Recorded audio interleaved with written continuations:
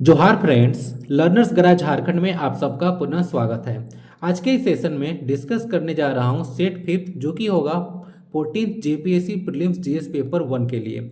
इसमें previous year questions और expected questions आपको प्रोवाइड कराए जा रहे हैं काफ़ी डिटेल में। क्लास में आगे बढ़ने से पहले क्वेश्चन का आंसर आप लोग करते चलिएगा कि भारत में जो शुष्क भूमि की खेती है उन प्रदेशों तक सीमित है जहां पर वार्षिक वर्षा कितना से कम होता है। 25 सेंटीमीटर, 50 सेंटीमीटर, 75 सेंटीमीटर या फिर 100 सेंटीमीटर। इसका आंसर आप लोग जरूर कीजिएगा। क्लास काफ़ी ज़्यादा फ्रूटफुल और कॉम्प्रिहेंसिव रहेगा, तो एंड तक आप लोग को बने रहना है और क्लास को ध्यान से सुनना है। बहुत सारा चीज़ है लेक्चर में, तो एक बार में तो आपको याद होगा नहीं, तो पीडीएफ रख लीजिएगा, रिवीजन में काम आएगा, जो कि फ्री ऑफ कॉस्ट आपको मिल जाएगा टेलीग्राम पर। लिंक डिस्क्रिप्शन बॉक्स में आपको मिल जाएगा। लेट्स गेट अगेन क्लास को आपको काफ़ी ध्यान से देखना है। लास्ट में कुछ क्वेश्चन पूछे गए थे, उसका आंसर मैं यहाँ पे करता चलूंगा। एक यूनिकॉर्न कंपनी वह कंपनी होता है जिसका वर्थ $1 बिलियन होता है, इसको याद रखिएगा। इन मोबी जो था वो भारत का पहला यूनिकॉर्न बना था 2011 में, और यूनिकॉर्न टर्म को पॉपुलराइज किया गया था एलन ली के द्वारा 2013 में। धौलावीरा के बारे में याद रखिएगा, यह 41st साइट बना था यूनेस्को का, ठीक है, 2021 में। तो इसके बारे में आइडिया रखिएगा। Indus Valley civilisation last class में काफ़ी डिटेल में डिस्कस किया था। और जो मैं भूल गया था, बताया था कि अफगानिस्तान में 2 साइट है इंडस आईवीसी का, तो वो 2 साइट है, एक सोरतगुई है और दूसरा आपको यहाँ पे मुंडी गाक देखने को मिलेगा, और यह ओक्सस रिवर पे है ना, के किनारे है सोरतुगई जो साइट है। तो अफगानिस्तान में भी याद रखिएगा। इंडस वैली का अधिकतर साइट आपको अफगानिस्तान, पाकिस्तान और इंडिया में देखने को मिलेगा। लार्जेस्ट इंडस वैली का साइट आपसे पूछा गया था। वर्तमान में तो राखी गढ़ी है, 2014 में इसको डिक्लेयर किया गया था, लेकिन राखी गढ़ी से पहले जो है हड़प्पा लार्जेस्ट आईवीसी साइट था। नागलपुरम सिटी आपको बताया था कि जो कृष्णदेव राय हैं, तुलुवा वंश के जो किंग थे, वो अपनी माता के नाम पर रखे थे एक सिटी नागलपुरम। ओके, तो वो है तिरुपति डिस्ट्रिक्ट आंध्र प्रदेश में है, इसके बारे में आइडिया रखिएगा। इंडिया का जो पहला यूनेस्को वर्ल्ड हेरिटेज साइट था वह 3 था, 1983 में डेजिग्नेटेड किया गया था, इसको डिक्लेयर किया गया था। ताजमहल को, आगरा फोर्ट को और अजंता और एलोरा केव्स है। 1983 का 3 है, याद रखिएगा। फर्स्ट टाइम कोई काम होता है तो क्वेश्चन वहां से बनता है जन्मांतर तक। ट्रीटी ऑफ संगोली आपसे पूछा था मैम कि क्या था, तो 4 मार्च 1816 को साइन किया गया था, और इसे थर्ड एंग्लो जो नेपलीज वार था उसका एंड हुआ था। इसके बारे में थोड़ा सा आइडिया आप लोग रखिएगा। ईस्टर्न घाट, जैसे कि मैं लास्ट क्लास में डिस्कस किया था कि वेस्टर्न घाट जो है 6 स्टेट से होकर गुजरती है, तो ईस्टर्न घाट जो है 5 स्टेट से होकर गुजरती है, उड़ीसा, आंध्र प्रदेश, तेलंगाना, कर्नाटका और तमिलनाडु। और जहाँ पर ईस्टर्न घाट्स और वेस्टर्न घाट्स मिलते हैं वहीं भी आपको नीलगिरी हिल्स देखने को मिलेगा। ओके, चलिए आज का पहला क्वेश्चन देखते हैं। पॉलिटिक्स से क्वेश्चन है, काफ़ी डिटेल में जाऊंगा तो ध्यान से सुनिएगा। The provision of election commission in Indian constitution was inspired by which of the following countries.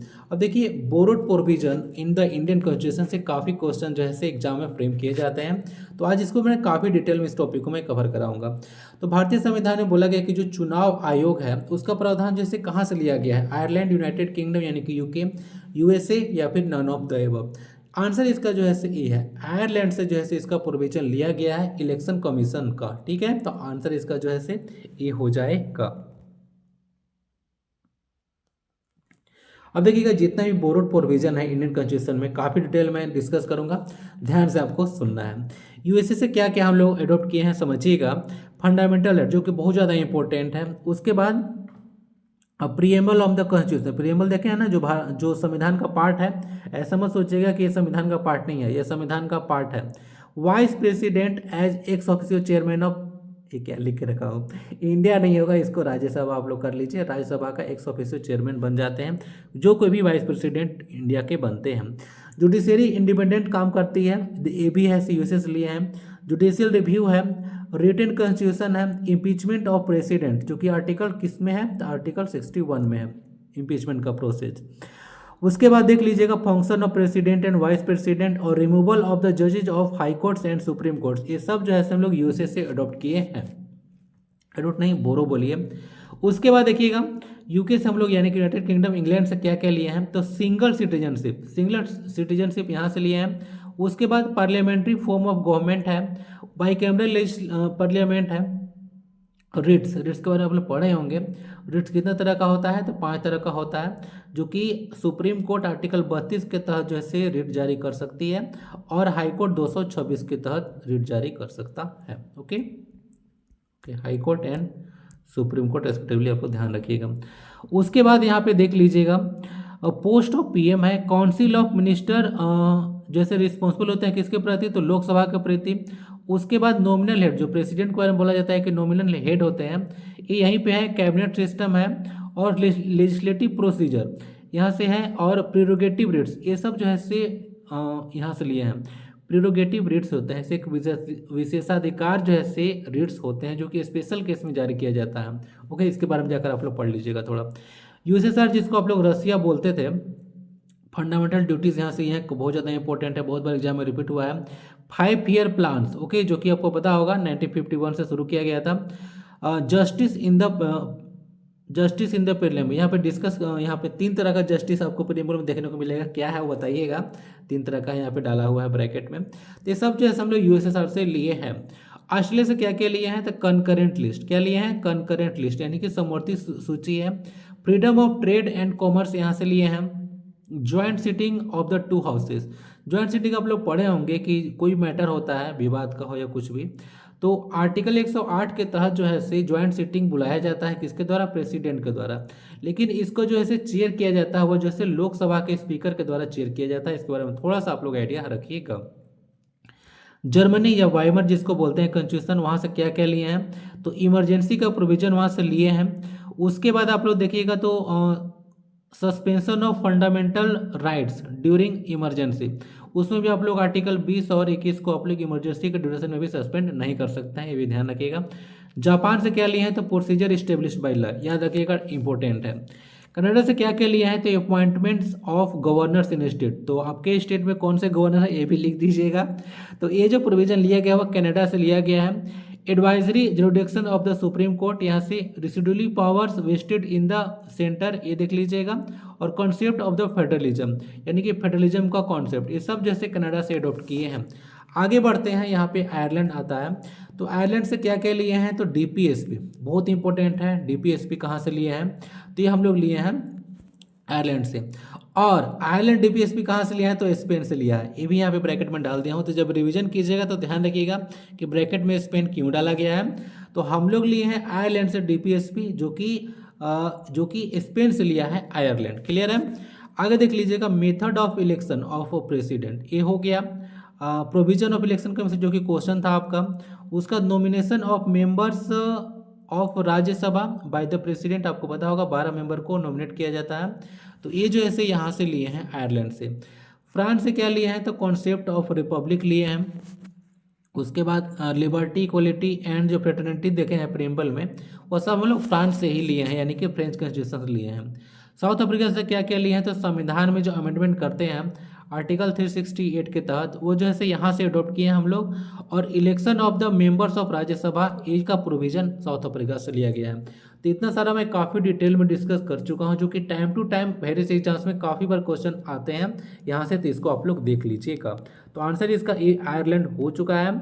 और बाकी यहाँ पे 2 चीज़ मैं डिस्कस करूँगा इन डेप्थ की, इलेक्शन कमीशन ऑफ इंडिया और स्टेट इलेक्शन कमीशन जो है से क्या क्या होता है, और इससे रिलेटेड सारा प्रोविजन ध्यान से सुनिएगा। यहाँ पे इलेक्शन कमीशन ऑफ इंडिया के बारे में बोला जाता है कि अब कॉन्स्टिट्यूशन में देखिएगा तो 4 वॉचडॉग्स होते हैं, ठीक है, ये मतलब रक्षा करने के लिए। तो 4 वॉचडॉग्स में से एक आता है इलेक्शन कमीशन ऑफ इंडिया, जो कि 3 और यूपीएससी, सुप्रीम कोर्ट और कैग देखने को मिलेगा। पार्ट 15 में आपको इलेक्शन कमीशन ऑफ इंडिया देखने को मिल जाएंगे। इसमें 1 मेंबर और 2 अदर मेंबर्स होते हैं, यानी कि 1 चीफ इलेक्शन कमिश्नर होते हैं और 2 अदर मेंबर्स होते हैं। यहाँ पे जैसे एक काम किया गया था, किस ईयर किया गया था बताइए। पहले election commission of India 1 member body हुआ करता था, बाद में इसको जो है से इसमें मेंबर और ऐड कर दिया गया। कब किया गया था बताइएगा, एक क्वेश्चन रहेगा। अपॉइंटमेंट जो होते हैं इनके कमिश्नर का, वो जो है से प्रेसिडेंट करते हैं, और इनका इम्पीचमेंट जो है से प्रेसिडेंट के द्वारा किया जाता है। जिसके लिए ऐसा नहीं है कि प्रेसिडेंट को मन किया रात को कि जो है से हमको हटाना है भाई इलेक्शन कमीशन ऑफ इंडिया को, तो हटा देंगे, ऐसा नहीं होता है। इसके लिए स्पेशल मेजोरिटी यानी कि 2/3 मेजोरिटी चाहिए बोथ हाउसेज से, ऐसा नहीं है कि सिर्फ लोकसभा से। दोनों हाउस से चाहिए, ये बात आप लोग ध्यान रखिएगा। अगर टेन्योर कोई पूछे तो 6 साल या फिर 65 साल होता है, जो भी पहले हो जाए। और आर्टिकल 324 से लेकर 329 तक इलेक्शन कमीशन ऑफ इंडिया के बारे में मेंशन है, ये बात आप लोग ध्यान रखिएगा। और अगर ओके, मतलब यहाँ पे डिटेल में दिया गया है आर्टिकल 324 क्या है। तो इलेक्शन कमीशन ऑफ इंडिया के पास जो है से पूरा कंट्रोल होता है कहीं भी इलेक्शन हो रहा है इंडिया में, तो ठीक है। आर्टिकल 325 बात करता है कि अगर कोई पर्सन है उसको लेट ऑफ नहीं कर सकते हैं और ऐड नहीं कर सकते हैं वोटर लिस्ट में based on religion, race, caste और सेक्स। उसके आधार पर किसी को आप लोग वोटर लिस्ट से हटा नहीं सकते हैं या फिर ऐड नहीं कर सकते हैं। ये आर्टिकल 325 जो है बात करता है। डिस्क्रिप्शन आपको नहीं करना है, डिस्क्रिमिनेशन नहीं करना है। आर्टिकल 326 जो है से बात करता है, बहुत इंपॉर्टेंट आर्टिकल है, इस पर आप लोग डबल स्टार लगा लीजिएगा, कि कोई भी सिटीजन जो 18 साल या उससे अधिक उम्र का हो जाता है तो उसको वोटिंग राइट मिल जाता है। ओके, आप लोग वोटर आईडी बनवाए होंगे, तो जैसे ही 18 साल पूरा होगा तैसे जैसे आपका फोटो चला गया होगा, ओके, और आधार कार्ड वोटर लिस्ट के लिए, वोटर कार्ड के लिए। आर्टिकल 327 बात करता है कि इलेक्शन पर जो है से पार्लियामेंट लॉ बना सकती है। और आर्टिकल 328 बात करता है कि स्टेट जो है से स्टेट इलेक्शन के ऊपर जो है से लॉज बना सकती है। आर्टिकल 329 बात करता है कि कोर्ट जो है से इंटरफेयर नहीं कर सकता है इलेक्शन में जब तक जो है से इलेक्शन पिटीशन नहीं दायर किया जाता है, तो ठीक है, यानी कि ये जो है इंडिपेंडेंटली काम करेगा, कोर्ट इसमें इंटरवीन नहीं करेगा जब तक पिटीशन डाला नहीं जाएगा। साथ ही साथ स्टेट इलेक्शन कमीशन में देख लीजिएगा, ये भी एक कॉन्स्टिट्यूशनल बॉडी है, ये भी एक कॉन्स्टिट्यूशनल बॉडी है, इसको याद रखिएगा। यहाँ पे इलेक्शन कमीशन ऑफ इंडिया के बारे में बाकायदा लिखा हुआ आर्टिकल 324 से 329 में, तो इसको मैं अलग से मैं नहीं लिखा हूँ कि ये जो है कॉन्स्टिट्यूशनल बॉडी है। ऐसे क्वेश्चन आता है, कॉन्स्टिट्यूशनल बॉडी है कि स्टेचुटरी बॉडी है, ऐसे क्वेश्चन बनता है ना। पार्ट 9 में इसके बारे में आपको देखने को मिल जाएगा, स्टेट इलेक्शन कमीशन। और स्टेट इलेक्शन कमिश्नर जो है गवर्नर के द्वारा अपॉइंट किए जाते हैं, जैसे यहाँ पे प्रेसिडेंट होते थे, और इनको जो है रिमूव किया जाता है गवर्नर के द्वारा और लेजिस्लेचर के द्वारा, क्योंकि दोनों का प्रोविजन रहेगा, यहाँ से पास करना पड़ता है। यानी कि जो हाई कोर्ट के जज होते हैं, ठीक है, तो जैसे उनको हटाया जाता है उसी तरह से जो है स्टेट इलेक्शन कमिश्नर को हटाया जा सकता है। और मेंबर्स इसमें एक ही होते हैं और टेन्योर इनका 6 साल या 65 साल, दो जो भी पहले हो जाए। आर्टिकल 243 के देख लीजिए क्या होता है। इसमें बात करता है कि स्टेट इलेक्शन कमीशन का जो है गठन किया जाएगा इन द स्टेट, ठीक है, इसके बारे में याद रखिएगा। और इलेक्शन ऑफ पंचायत के बारे में भी यही बात करता है। आर्टिकल 243 के का क्लॉज नंबर 4 यहाँ बात करता है कि स्टेट लेजिस्लेचर जो है मैंडेट कर सकता है वर्क और condition of state election commission. Article 243 Z A में क्या है, पार्ट 9 में यहाँ पे जाएगा, तो ACC is responsible for the election of municipalities, यानी कि म्यूनिसिपलिटी का जो इलेक्शन होता है वो इस आर्टिकल के तहत होता है, इसमें मेंशन है। तो दोनों के बारे में डिटेल में डिस्कस कर चुका हूँ, इलेक्शन कमीशन ऑफ इंडिया और स्टेट इलेक्शन कमीशन दोनों के बारे में, जो कि टाइम टू टाइम बहुत क्वेश्चन यहाँ से बनता है। चलिए क्वेश्चन यहाँ पे अटेम्प्ट कीजिएगा कि जो चीफ इलेक्शन कमिश्नर, ध्यान सुना था ना लास्ट स्लाइड में, चीफ इलेक्शन कमिश्नर का जो होता है वह जो है रिमूव किया जाता है ऑफिस से by both houses of parliament, union council of minister, president of India, या फिर बोथ ए और सी कंबाइंड। तो आंसर इसका जो है आपको डी देखने को मिलेगा। मैं बताया था कि प्रेसिडेंट तो इनको हटाते हैं, लेकिन जो है 2/3 मेजोरिटी से पास करना होता है बोथ हाउसेज से, तो आंसर इसका जो है डी हो जाएगा। एक और क्वेश्चन यहाँ पे मुझे मिला था, the removal procedure of state election commissioner, state election commissioner का जो रिमूवल प्रोसीजर होता है वह किसके सिमिलर होता है, तो हाईकोर्ट के जज के सिमिलर होता है, जो कि मैं यहाँ पे लिख चुका था। ओके, नेक्स्ट क्वेश्चन देखिएगा, which article of the Indian constitution says that directive principle of state policies are not enforceable by any courts. तो बोला जा रहा है कि राज्य के जो नीति निर्देशक के सिद्धांत हैं, तत्व हैं, वो किसी भी न्यायालय द्वारा लागू नहीं किया जा सकता है, या किस आर्टिकल में मेंशन है, 39, 38, 36 या फिर 37। तो आंसर इसका जो है डी देखने को मिलेगा। आर्टिकल 37 में जो है मेंशन है। डीपीएसपी के प्रत्येक आर्टिकल को मैं डिटेल में ऑलरेडी डिस्कस कर चुका हूं, तो आज मैं यहाँ पे ना टाइम पास ज़्यादा नहीं करूँगा। ओके, सारा आर्टिकल देख लीजिएगा। यहाँ पे कुछ ऐड कर दिया हूँ जो कि पहले आप लोग अगर पीडीएफ डाउनलोड किए होंगे तो भी मिला होगा, और इसमें कुछ एक्स्ट्रा भी एडिशन यहाँ पे देखने को मिल जाएगा। तो टाइम टू टाइम इसमें जो है इंप्रूवमेंट देखने को मिलेगा। आर्टिकल 37 है, इसमें एप्लीकेशन ऑफ डीपीएसपी के बारे में बात किया जाता है, और ये जो है इन्फोर्सेबल बाय एनी कोर्ट्स हैं, ठीक है, नॉन जस्टिसेबल इन नेचर है। देखिए जैसे कि फंडामेंटल राइट्स है ना, जैसे कि फंडामेंटल राइट्स वो बाइंडिंग है, उसी तरह से देखिएगा तो जो डीपीएसपीज है वो बाइंडिंग नेचर का नहीं है, वो बाइंडिंग नेचर का नहीं है। ये जो है से स्टेट के लिए एक डायरेक्शन होता है कि आपको जो है से ये सब लागू करना है, लेकिन ये बाइंडिंग नहीं है कि आपको करना ही करना है, नहीं तो लोग जो है से सुप्रीम कोर्ट में सीधे पहुंच जाएंगे। जिस तरह से फंडामेंटल राइट कानून होता है, तो आर्टिकल 32 के तहत आप लोग जो है सुप्रीम कोर्ट में पहुंच जाते हैं। डीपीएसपी का कोई अगर फॉलो नहीं कर रहा है, कोई स्टेट लागू नहीं कर रहा है या किसी तरह से इसमें प्रॉब्लम आ रहा है, तो आप लोग जो है सुप्रीम कोर्ट में या हाई कोर्ट में नहीं जा सकते हैं। ओके, इसके बारे में आप लोग ध्यान रखिएगा। सारी चीज़ मैं ऑलरेडी डिस्कस मैं कर चुका हूँ ना। आर्टिकल 42 अभी मुझे याद आ रहा है, ये मैटरनिटी रिलीफ के बारे में बात करता है, इसके बारे में थोड़ा सा याद रखिएगा, मैटरनिटी रिलीफ। और आर्टिकल 39A, ठीक है, इसके बारे में देखिएगा, ये जो है से free and legal service act के बारे में बात करता है। Free and legal service act के बारे में बात करता है, जो कि आपको नालसा आपको पढ़े होंगे 1987 का, उसको मैंडेट करता है। आर्टिकल 37 इसका आंसर हो जाएगा। ऑलरेडी मैं डिस्कस कर चुका हूँ सारी चीज़ें, मैं यहाँ पे डिस्कस नहीं कर रहा हूँ ना। बार बार एक क्वेश्चन पूछा जाता है, नॉन जस्टिसेबल है, मध्य प्रदेश के पीएससी में पूछा जा चुका है।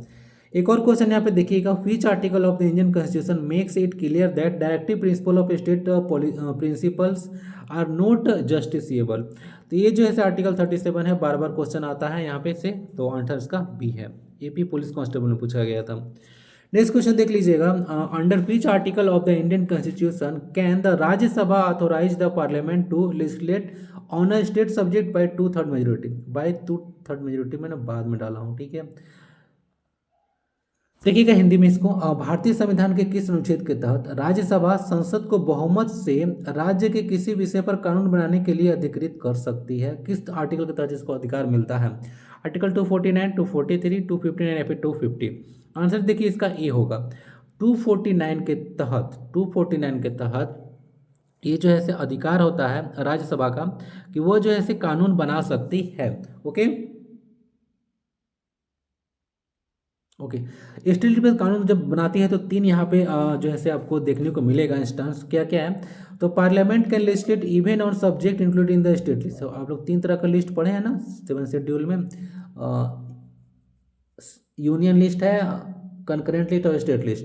तो स्टेट लिस्ट के सब्जेक्ट पर भी जो है से कानून बना सकती है, ठीक है, Rajya Sabha during national emergency under article 352, ठीक है। तो आर्टिकल जो है से 352 के तहत भी बना सकती है। When Rajya Sabha passes a resolution by special majority, तो राज्यसभा ऐसा नहीं कर सकती है, स्पेशल मेजोरिटी के द्वारा जो है से पास किया जाता है।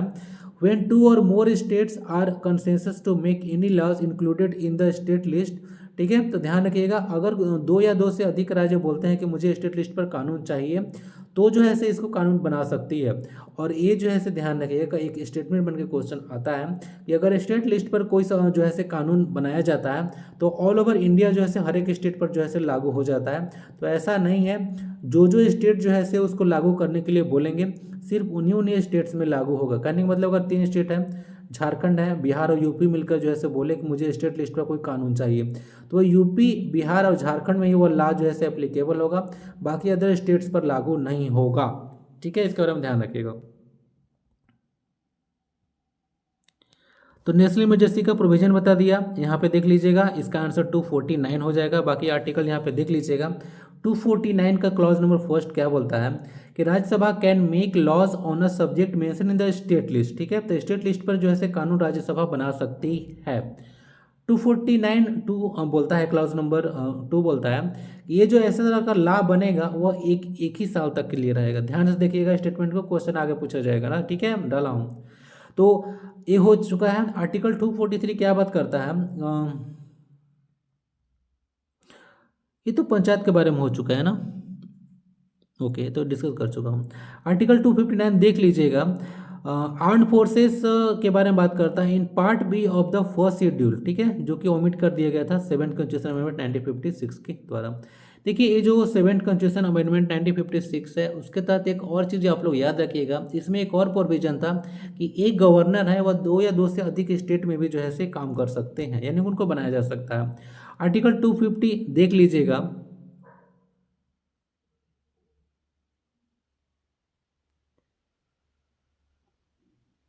तो पार्लियामेंट को जो है से पावर देता है कि कानून बना सकता है कोई भी मैटर पर स्टेट लिस्ट का, अगर जैसे इमरजेंसी ऑपरेशन में है तो, ठीक है। ये आर्टिकल 352 के बारे में बात कर रहा है, सॉरी 350 के तहत यहाँ पे बात, 250 के तहत बात किया जा रहा है। यहाँ पे लिखा गया था, कंफ्यूज मत कीजिएगा, ये जो नेशनल इमरजेंसी लगाया गया था वह जो है से आर्टिकल 352 के तहत लगाया गया था। आर्टिकल जो है से कंफ्यूज मत कीजिएगा आप लोग। आर्टिकल 263 के बारे में देख लीजिएगा, इंटर स्टेट काउंसिल के बारे में बात करता है, जो कि प्रेसिडेंट इसका गठन करते हैं। ओके 263, लेकिन इसका चेयरमैन जो है प्राइम मिनिस्टर होते हैं ना, इंटर स्टेट काउंसिल का जो चेयरमैन होते हैं वो प्राइम मिनिस्टर होते हैं। यानी कि स्टेट और सेंटर के बीच में कोई भी विवाद हो जाता है या कोई भी मैटर ऐसा होता है जो सुलझ नहीं रहा हो, तो उस तरह के लिए जैसे इंटर स्टेट काउंसिल का गठन किया जाता है।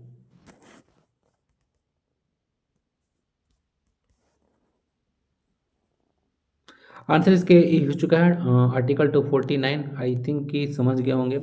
देखिए क्वेश्चन यूपीएससी सीएससी 2016 में पूछा गया था कि the parliament of India requires the power to legislate on any item in the state list, again mention किया गया है on the national interest if the resolution to that effect is passed by the, ठीक है same question था, उसी तरह से बोला जा रहा है कि रेजोल्यूशन पास किया जाता है किसके द्वारा, तो जो है से यहाँ पे पार्लियामेंट जो है से, जो कि राज्यसभा पार्लियामेंट का ही पार्ट है, तो उस पर कानून बना सकती है। Lok Sabha by a simple majority, क्या मैं ऐसा बोला था, Lok Sabha by a majority not less than the 2/3, ये स्पेशल मेजोरिटी के बारे में बात कर रहा है of the total membership. Lok Sabha के बारे में बात ही नहीं किया था तो उसको पढ़ना ही नहीं था, राज्यसभा के बारे में पढ़ लीजिए।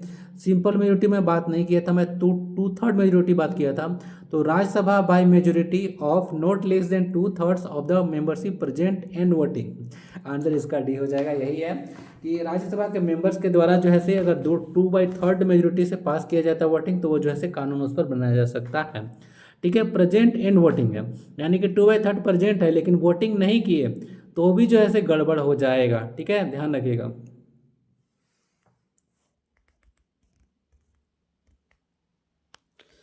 एक और क्वेश्चन है, a resolution pass by the Rajya Sabha under the article 249 of the constitution empowering parliament to legislate on a state subject in national interest remains in force for a period. बताया था कि आर्टिकल 249 के तहत स्टेट लिस्ट पर जो कानून बनाया जाता है वो कितने साल के लिए वैलिड रहता है, तो जो है से 1 साल के लिए वैलिड रहता है।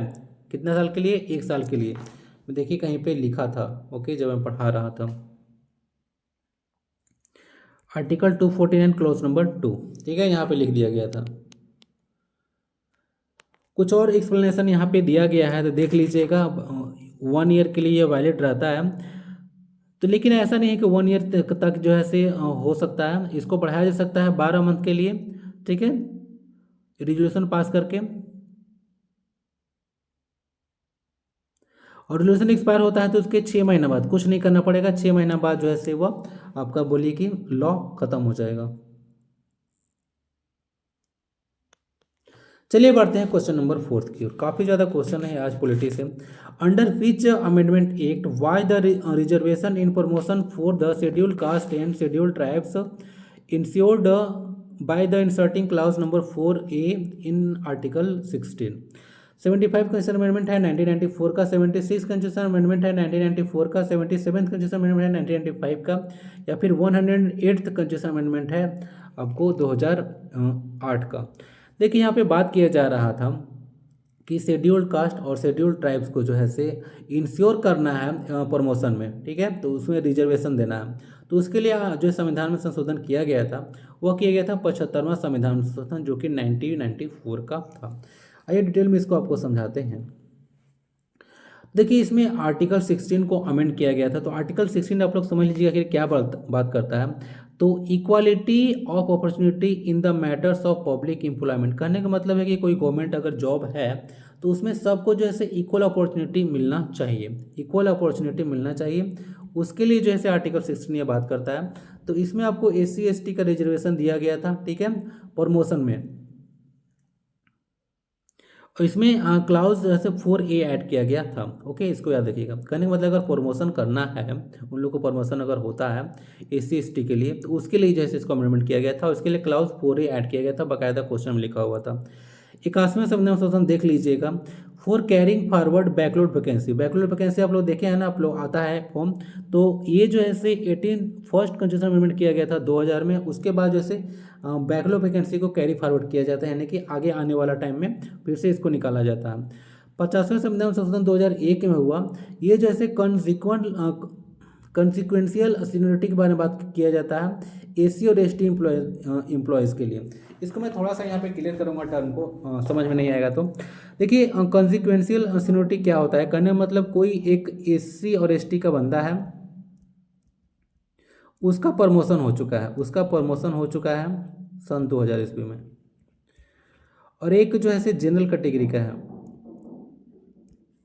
ओबीसी वाली तुम्हारी कोई वैल्यू नहीं है, जनरल कैटेगरी वाला एक पर्सन है जिसका जो है 2001 में उसी पोस्ट पर जो है प्रमोशन हो गया, तो जो है एससी एसटी वाला जो है सीनियर माना जाएगा, ना कि जनरल वाला। हमारी सोसाइटी में क्या होता है, जनरल लोग ऐसे सीनियर होते हैं, तो ऐसे इनको सीनियर जो है पहले बोला जाता था कि ये सब सीनियर माने जाएंगे, ऐसा बोला नहीं जाता है, बस लगता था कि ये सीनियर है, इनका जो है शोषण होता था। तो इसके लिए बाकायदा संविधान संशोधन करके बोला गया कि नहीं भाई, अगर इनका पहले प्रमोशन हुआ है तो ये जो है ज़्यादा सीनियर रहेंगे, भले या एससी या फिर एसटी हो, ठीक है, ओवर जनरल कैटेगरी।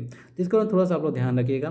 संविधान में 103वां संशोधन किया गया था, ईडब्ल्यूएस के लिए आपको पता होगा 10% रिजर्वेशन जो है प्रोवाइड कराया गया था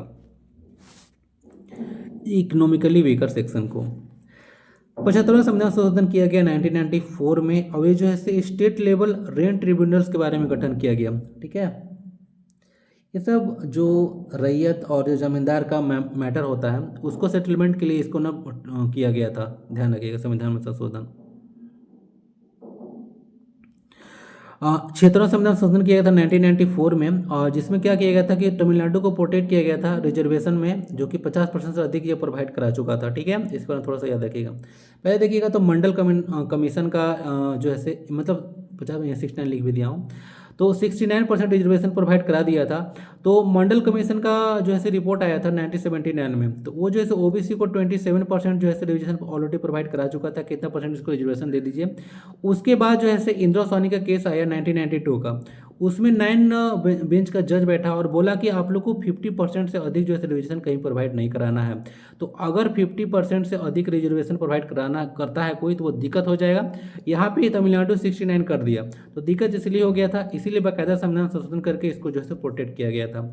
और संविधान में 108वां संविधान संशोधन अब तक नहीं हुआ है, ओके। अब तक कितनी बार संशोधन हुआ है, तो 106 बार हुआ है, जो कि 106वां क्या था, तो वीमेन को लोकसभा में, स्टेट लेजिस्लेटिव असेंबली में 1/3 यानी कि 33% जो है रिजर्वेशन देने की बात किया गया था, ओके।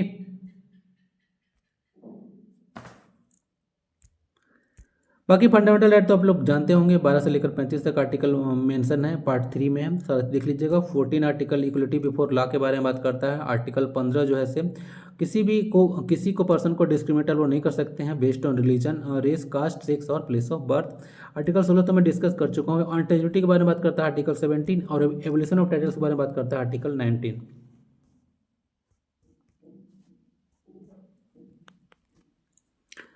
नेक्स्ट क्वेश्चन है, which of the following statements are true? Bajra is sown in hot and dry climatic conditions of western and central part of India.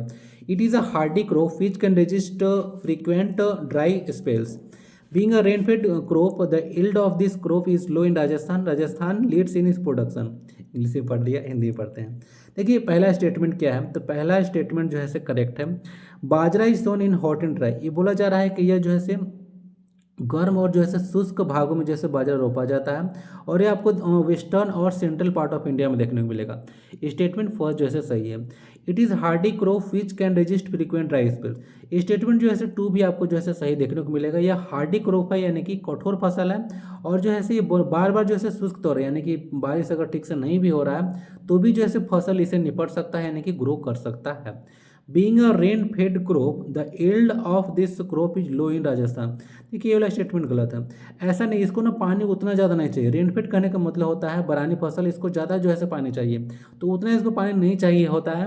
तो ये जो है राजस्थान में इसको उत्पादकता कम नहीं है, ज़्यादा होता है। तो स्टेटमेंट 3 यहाँ पे गड़बड़ है। स्टेटमेंट 4 यहाँ पे सही है। राजस्थान जो है लीड करता है इसका प्रोडक्शन में, यानी कि लीडिंग प्रोड्यूसर है बाजरा का, ओके। तो आंसर इसका 1, 2 एंड 4 देखने को मिलेगा, तो आंसर इसका डी हो जाएगा।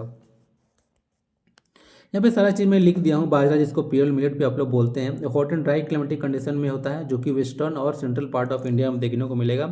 मैप में आप लोग देखिएगा तो बाजरा देख लीजिएगा, इस तरह से आप लोग राजस्थान लीड कर रहा है, बाकी इस वाले पार्ट में आपको बाजरा अधिकतर देखने को मिलेगा।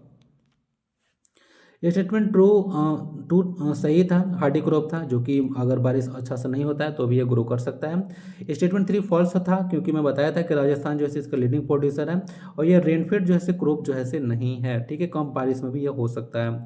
और स्टेटमेंट 4 ट्रू था कि राजस्थान इसका लीडिंग प्रोड्यूसर है, 40% से अधिक इसका प्रोडक्शन होता है।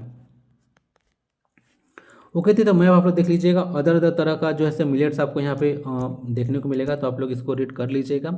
और जो मिलेट है इसको जो है से एक क्वेश्चन आपसे रहेगा यहाँ से, मैं क्यों बताऊँ भाई, इंटरनेशनल ईयर्स ऑफ मिलेट्स किसको घोषित किया गया, किस वर्ष घोषित किया गया था बताइएगा। और इसको देखिए भारत सरकार के द्वारा इसको डिक्लेयर किया गया था power house of the nutrition, किसको, मिलेट्स को।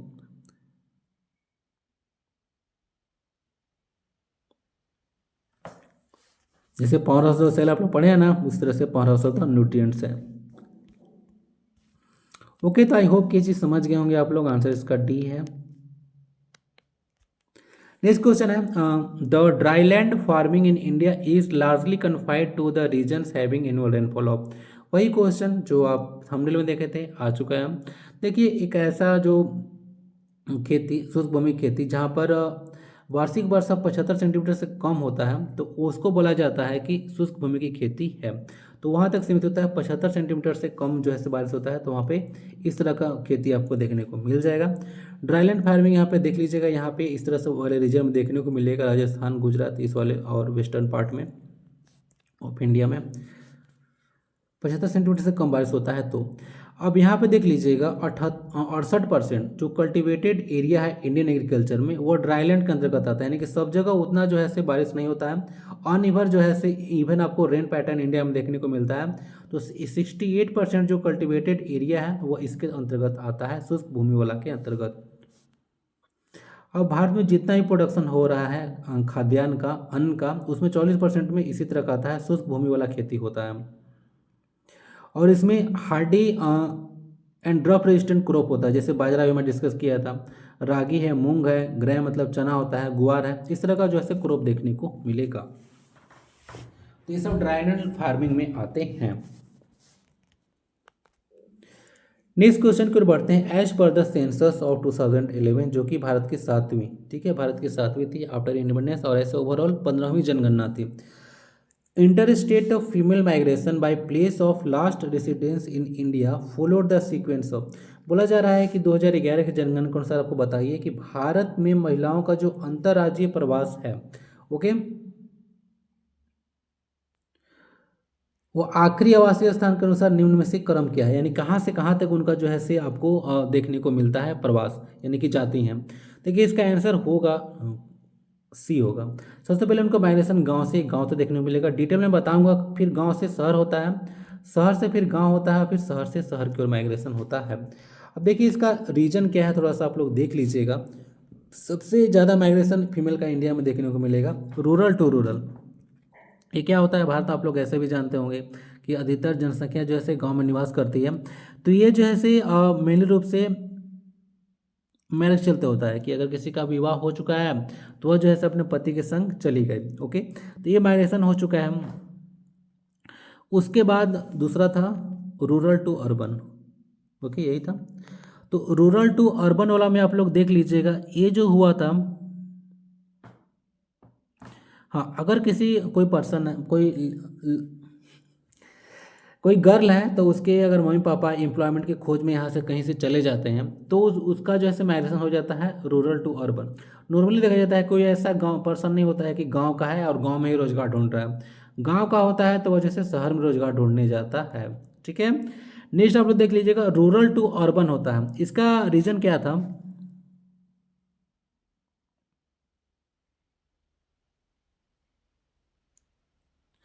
इसमें भी रीजन दिया गया था एम्प्लॉयमेंट और एजुकेशन को लेकर। ठीक है, रूरल टू अर्बन, ये तो हो चुका है रूरल टू अर्बन।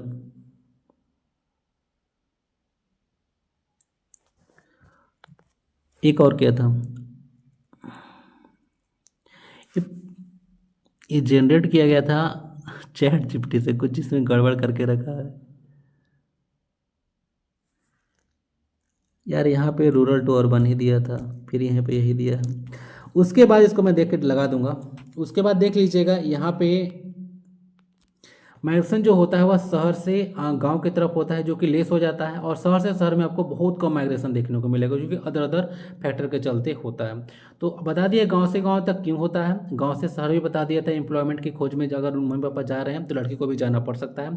शहर से गाँव भी आते हैं, कुछ किसी का शादी हो गया या वो भी अदर फैक्टर के चलते आ सकते हैं, तो ये कुछ कम हो जाएगा, और शहर से शहर बहुत ही कम माइग्रेशन देखने को मिलता है।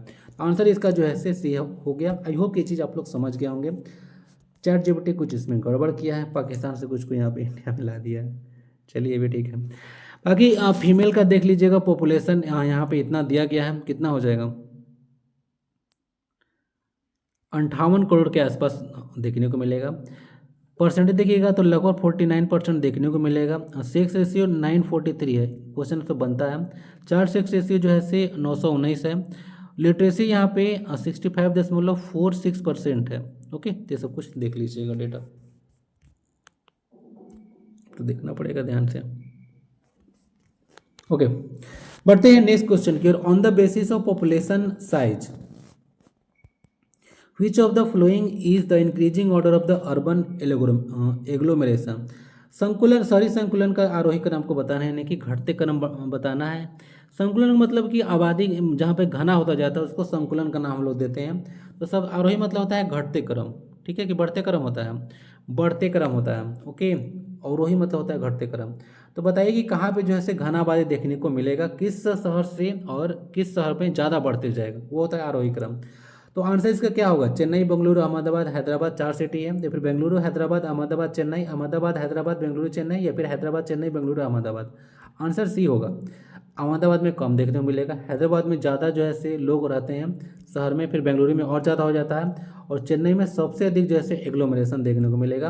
Out of the given option here, यहाँ पर देख लीजिएगा अहमदाबाद में कितने परसेंट थे, तो 6.3 मिलियन। उसके बाद हैदराबाद में कितने होंगे, तो 7.7 मिलियन है अप्रॉक्स। उसके बाद आपको बेंगलुरु में देखने को मिलेगा 8.5 मिलियन लोग, और चेन्नई में देखने को मिलेगा 8 जो है से 7 मिलियन। तो ये जो है से अर्बन एग्लोमरेशन है, ओके, पॉपुलेशन का। तो ज़्यादा धीरे धीरे यहाँ पे बढ़ते जा रहा है, तो ये करेक्ट ऑर्डर आपका हो जाएगा।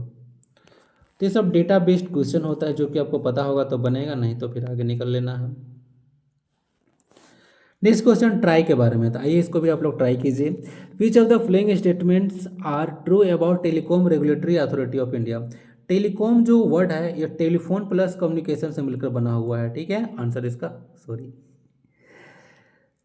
ये जैसे स्टेब्लिश किया गया था 1997 में। ट्रू स्टेटमेंट आपको बताना है ना। It is a statutory body, statutory body यानी कि पार्लियामेंट में कानून बना लाकर इसको पास किया गया, मतलब बनाया गया था।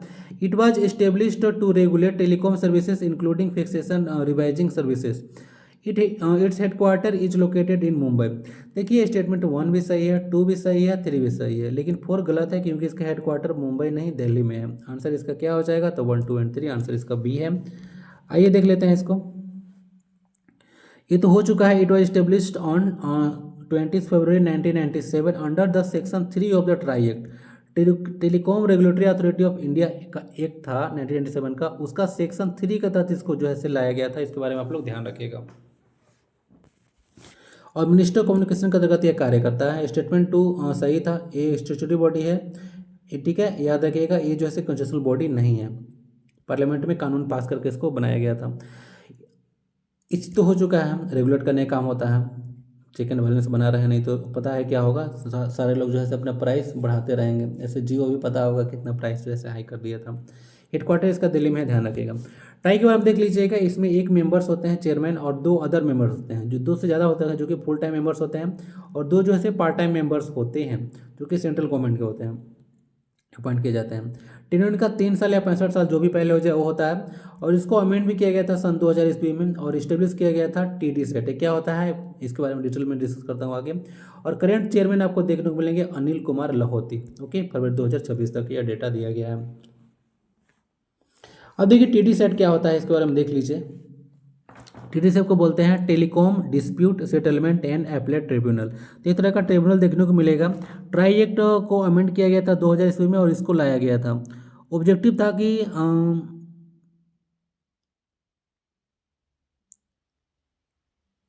डिस्प्यूट को सेटलमेंट करना है, लाइसेंस का है,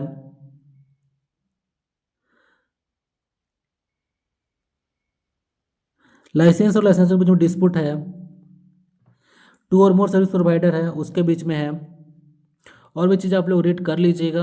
और क्या क्या, हाँ, चेयरमैन और 2 मेंबर्स होते हैं इसमें, जो कि अपॉइंट किया जाता है सेंट्रल गवर्नमेंट के द्वारा, चीफ जस्टिस के ऑफ इंडिया के कंसल्टेंट्स पर।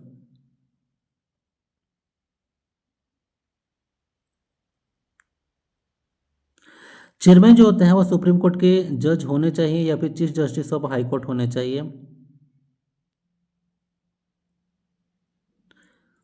टर्म ऑफिस देख लीजिए, कोई बता चुका हूँ, इसका 4 ईयर्स और 70 ईयर्स होता है। अब यहाँ पे थोड़ा सा ना गड़बड़ करेगा, देखिएगा यहाँ पे 3 साल या 65 साल था ट्राई के लिए। यहाँ पे जब टी सेट लाया गया तो उसके लिए जो है और एक्सपीरियंस चाहिए होता है, क्योंकि उसके अमेंडमेंट करके बनाया गया था। थोड़ा सा याद रखिएगा, इसमें 4 साल या फिर 70 साल दिया गया है।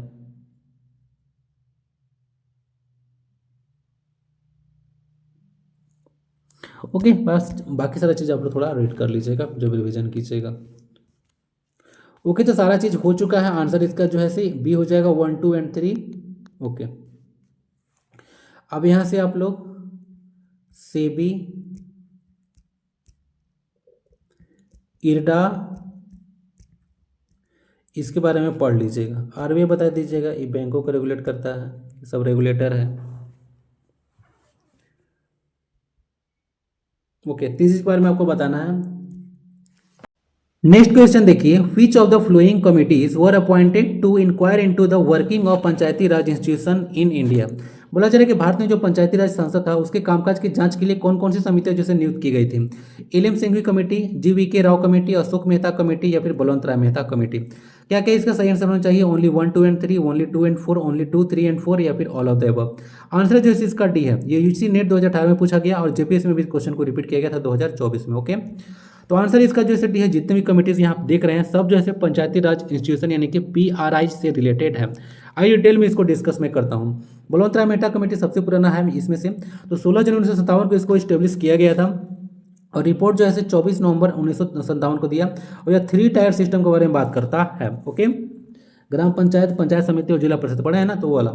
अशोक मेहता कमेटी जो है 132 रिपोर्ट इसमें सबमिट किया था, 1977 का है। 1978 में रिपोर्ट आया था। 2 टायर सिस्टम के बारे में बात करता था, यानी कि जो पंचायत समिति था उसको जो है यह बोला था कि वो नहीं होना चाहिए, 2 टायर सिस्टम लाना चाहिए। जी.वी.के. राव कमेटी देख लीजिएगा, 1985 का है। जिला परिषद जो है should be the principal body in PRI, ये बोला था प्रिंसिपल यानी कि मेन बॉडी होना चाहिए पीआरआई का, इस कमेटी का रिकमेंडेशन था। एल.एम. सिंघवी कमेटी देख लीजिएगा, 1986 का, यह बात करता था constitutional recognition of the local self government, इसके बारे में बात करता था। ये जैसे गडगिल कमेटी है और इसके चेयरमैन तो वी.एन. गडगिल थे, उन्हीं के नाम पर रखा गया था। 1988 का है, made to consider the question how best Panchayati Raj institution could made effective, यानी कैसे जो इसको ज़्यादा इफेक्टिव बना सकते हैं, उसके लिए कमेटी था। उसके बाद पी.के. थुंगन कमेटी 1988 का है, ये जैसे कॉन्स्टिट्यूशनल स्टेटस बात करता था पीआरआई, यानी कि पंचायत राज को कॉन्स्टिट्यूशनल स्टेटस देना है, उसके बारे में बात किया था। रेगुलर इलेक्शन होना चाहिए, ये सब के बारे में बात करता है।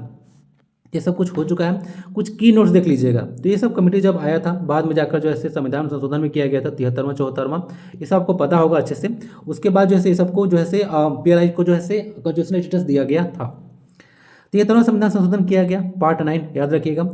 ओके, और 74वां संविधान संशोधन करके पार्ट 9 जो है ए ऐड किया गया था 1992 में, जो कि पंचायत और जो है म्यूनिसिपैलिटी जो है के बारे में बात करता है। शेड्यूल 11 के बारे में देख लीजिएगा, ऐड किया गया था 73वां संविधान संशोधन करके 1992 को, जिसमें जो है 29 सब्जेक्ट्स के बारे में बात करता है जो कि पंचायत से रिलेटेड है। शेड्यूल 12 जब ऐड किया गया तो 74वां संविधान संशोधन किया गया था 1992 में, और इसमें जो है 18 सब्जेक्ट जो है देखने को मिलेगा जो कि म्यूनिसिपैलिटीज़ यानी कि नगर पालिका से रिलेटेड है। और पंचायती राज डे भी हम लोग सेलिब्रेट करते हैं 24 अप्रैल को। 2010 में पहली बार पंचायती राज दिवस मनाया गया था इंडिया में, मनमोहन सिंह जी के टाइम में। अब देखिए, पंचायत और म्यूनिसिपैलिटी से रिलेटेड बहुत सारे आर्टिकल्स हैं, लेकिन सब आपको रटना नहीं है। क्या क्या पॉइंट आपको ध्यान में रखना है यहाँ पे डिस्कस में कर दे रहा हूँ। पंचायत किस में है तो पार्ट 9 में है, आपको भूलना नहीं है। आर्टिकल ये इंपॉर्टेंट है भाई, आर्टिकल 243 से 243 तक किसके बारे में लिखा गया है तो पंचायत के बारे में लिखा गया है पार्ट 9 में। और म्यूनिसिपैलिटीज़ के बारे में देख लीजिएगा, पार्ट 9A में इसमें लिखा गया है आर्टिकल 243P से लेकर 243ZG तक। तो हो रहा है ना MNO, ओ के बाद क्या आता है तो P आता है, तो 243P से लेकर ZG तक म्यूनिसिपैलिटीज़ के बारे में है और पंचायत के बारे में 243। इसमें भी आपको सारा चीज़ देख लेना है। 243 डी रिजर्वेशन के बारे में बात करता है। फाइनेंस कमीशन के लिए 243 आई है। इलेक्शन के लिए 243 की है। तो सब चीज़ आप लोग कुछ देख लीजिएगा। 18 सब्जेक्ट और 29 सब्जेक्ट 18 सब्जेक्ट तो मैं बता चुका हूँ। इसमें 243 टी रिजर्वेशन के बारे में बात करता है। 243 जेड ए जैसे इलेक्शन के बारे में बात करता है।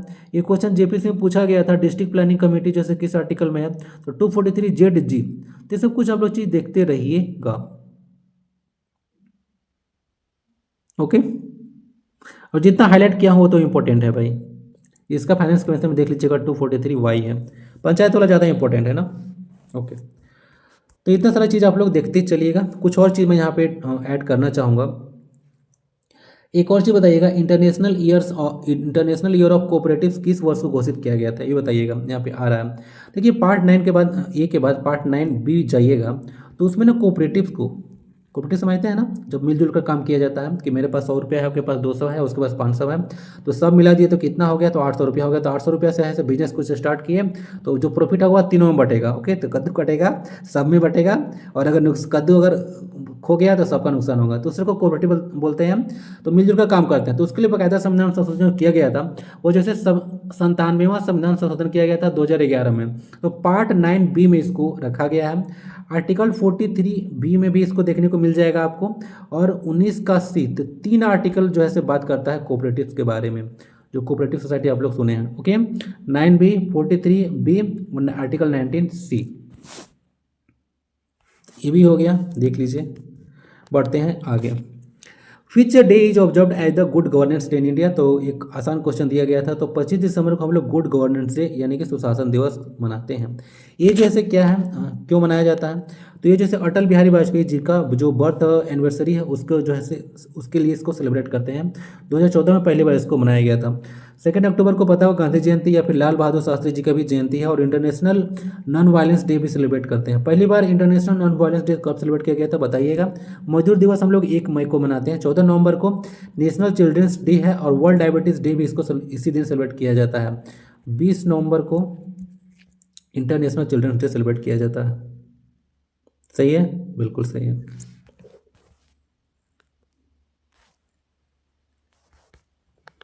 देखिए, जब बात हो ही रहा था अटल बिहारी वाजपेयी जी के बारे में, तो एक यहाँ से ना आप लोग चीज़ करते चलिएगा कि भारत में अब तक जितने भी प्रधानमंत्री बने हैं सबका जो है से आपको नाम पता होना चाहिए in chronological order.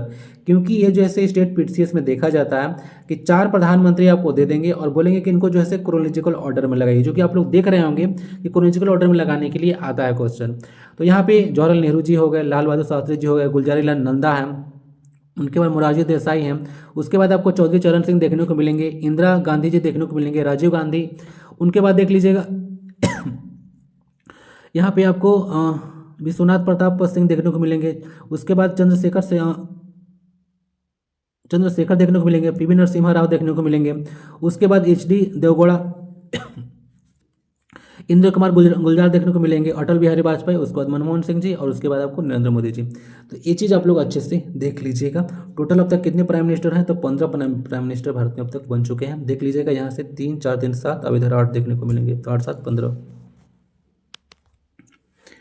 Next question रहेगा कैग के बारे में। Which among the following is not true about Comptroller and Auditor General of India, जिसको शॉर्ट में आप लोग कैग बोलते हैं।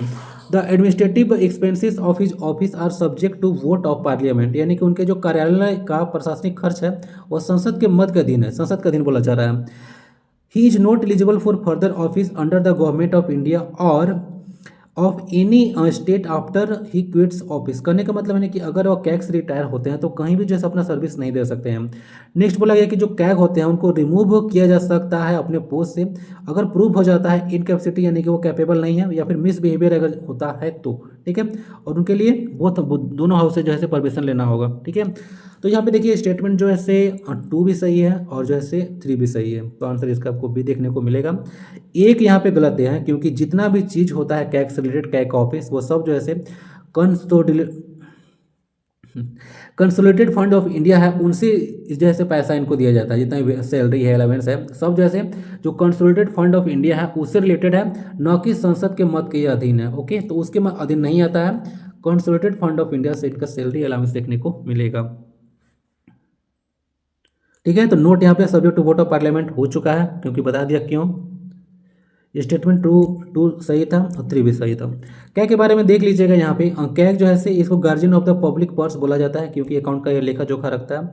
अच्छा, पैक के बारे में कुछ बता सकते हैं, 6 पैक के बारे में। पैक में ऐसे 15 मेंबर होते हैं, बताइएगा कहाँ से, राज्यसभा से कितने, लोकसभा से कितने होते हैं, इसके बारे में कुछ बताइएगा। चेयरमैन कौन होते हैं।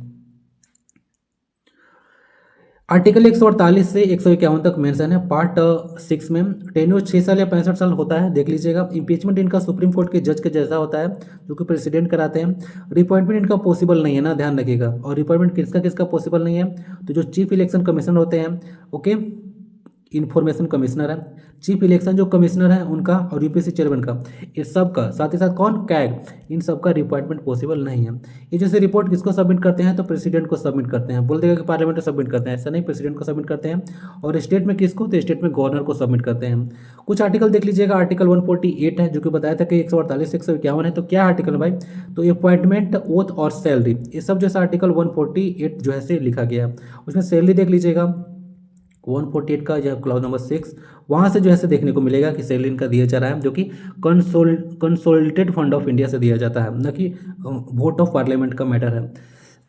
ड्यूटी एंड पावर आर्टिकल 149 में है।